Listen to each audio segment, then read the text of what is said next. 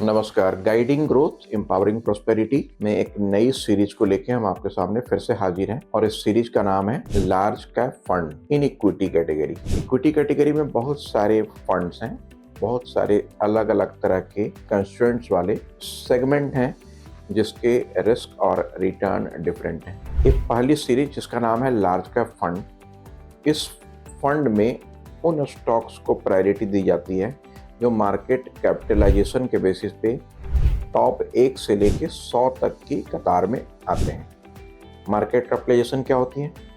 Number of stocks held by that company multiplied by market price. इसको हम market capitalisation बोलते हैं।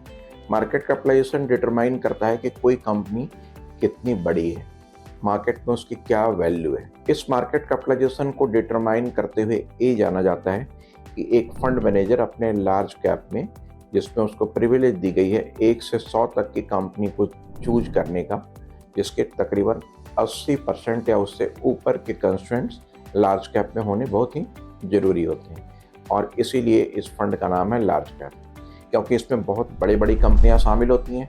So naturally equity fund की category में इन सभी दूसरे कंपनी के मुकाबले इस पर्टिकुलर फंड की जो रिस्क है वो दूसरे फंड के मुकाबले थोड़ी कम होती है।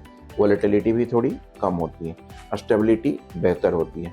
और क्योंकि ये सबसे बड़ी कंपनी इकोनॉमी की होती है, इसलिए हमेशा एक बेंचमार्क पैरामीटर को भी तय करती है कि मार्केट की यदि बड़ी कंपनियां अच्छी कर रही हैं तो वो दूसरे कंपनी को या इकोनॉमी को क्या इंडिकेट कर रही है, जिसका इंडिकेशन हम ज़्यादातर सेंसेक्स या निफ्टी की रूपरेखा को या उसके डायरेक्शन को देख करके हम अनुमान लगा पाते हैं। तो ये रहा आज के इस सीरीज में लार्ज कैप फंड के बारे में। आज के लिए इस सीरीज में इतना ही। Thank you so much.